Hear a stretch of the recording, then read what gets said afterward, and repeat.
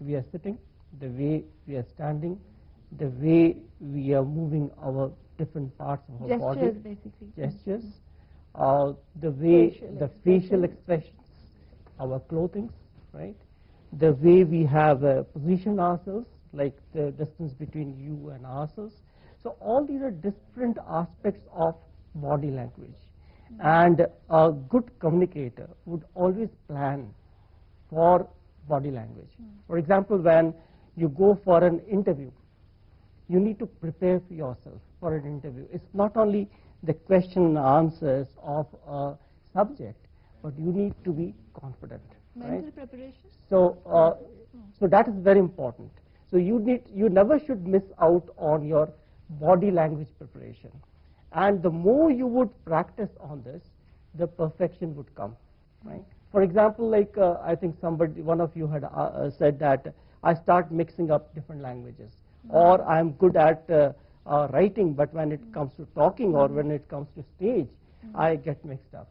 It's just the lack of confidence. And you need to practice it. The more you do, the more you. That reminds me, we have a girl here. She also faces a similar problem. Come up with that question, please. Yes. When I'm in direct contact with anyone, I am very comfortable. But when I am on phone, I feel Loss of words?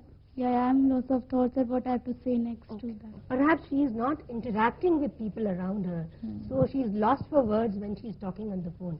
Maybe, as Shudokina already told us, the body language makes her more comfortable. The body language of the person who is standing next to her makes her more comfortable, but while on phone she can't see the expression of the person or the body language of the person. That is why she feels a little confused and disoriented while talking. But since we were talking about communication, I thought we missed out on a very important part. Communication absolutely means that you should know how to speak well, but it also means that you know how to listen well. Yes. Because as you said, that people feel that I'm boasting. Maybe you are interrupting their talks. You start speaking while they are speaking. You do not have the patience to listen to them. So communication also means that you listen properly to anybody who's speaking. That's all. Developing listening skills as well. Yes, Shudokina. Every institute teaches us how to talk, but no one teaches how to listen.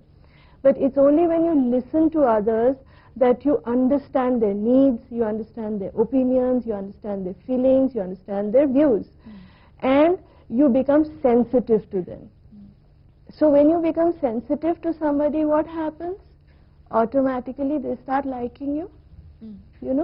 They trust you, they love you, they respect you because you're sensitive, you listen to them. If I were to ask you just now that why is your best friend your best friend? I know what kind of answer I'll get, that because she understands me.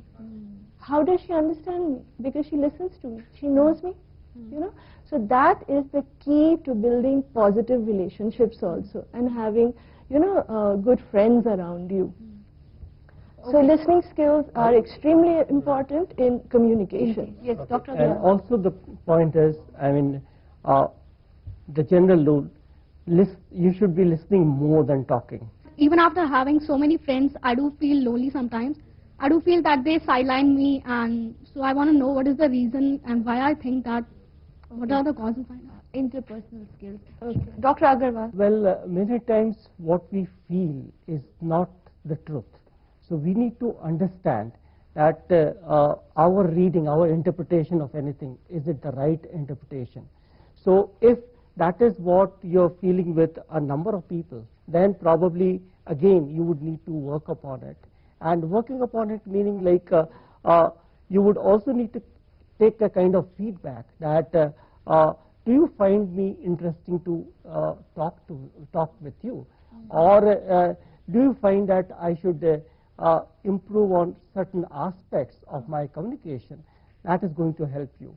But then since I said life skills, I think there are some critical life skills which we need to remember. There is an organization you would know, WHO, World Health Organization.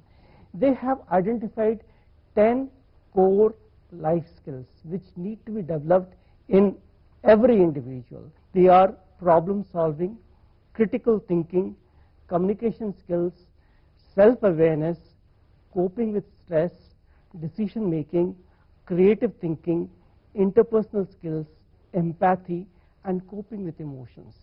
So if we really work on these, I think we would also be developing our personality. Okay, let's take one final question from the girl at the end. I am not able to set my goals and set my future plans. So what should I do for that? Like I think we had talked about earlier, that goals is something which you will have to be very particular about. It's not something that you get pressurized into making just because everyone tells you to do something, choose a particular stream. It's not what you should be doing.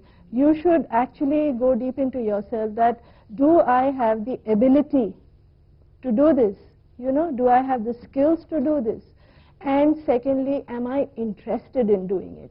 If these two things go together, like supposing you may have the ability to become a doctor, but maybe 5 years, 10 years down the line, you find out you were not happy with it. So ability, aptitude. What is my ability? What is my interest? Right. Second thing I would like to say is, once you set your goals, remember it's discipline, hard work, and persistence in the face of obstacles, challenges, defeats. You know, nothing comes easily.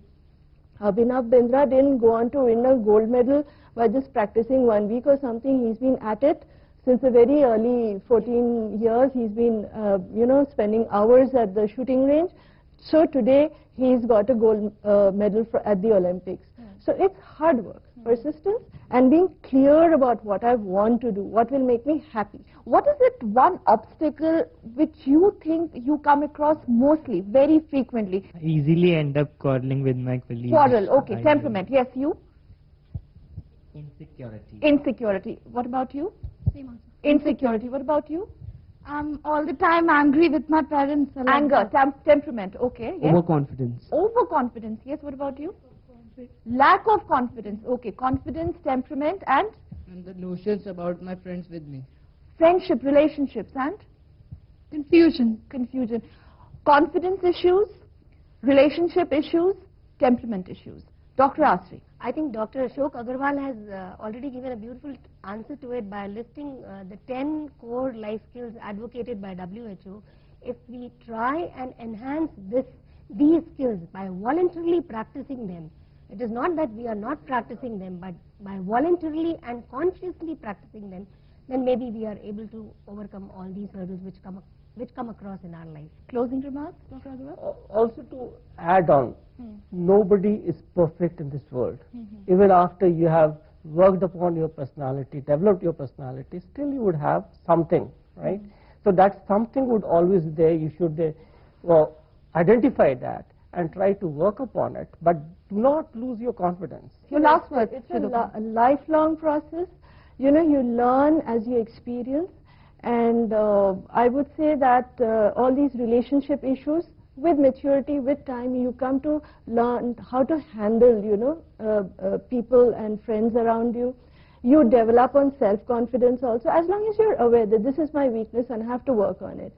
And lastly, I would say that to have a positive self-concept, you need to be achievers. Well, on that note, thank you so much, our panelists. And also a lovely audience, and with that, thank you so much, and with that, we need to wind up here. Well, as we just derived upon the fact that the entire concept of personality development, so to say, is an evolving process. That's what our panelists also have said. An evolving process which sort of can really empower any learner group to come up with a right attitude in terms of realizing their ambitions and really come up with a very concrete action plan. So to have a real you, a happy you, and a very, very successful you. Success is not measured by how we do as compared to others, but how we do as compared to what we are capable of doing. Go check out athletes constantly compete against themselves. They better their own record. Be a winner, compete against yourself, and move forward in life.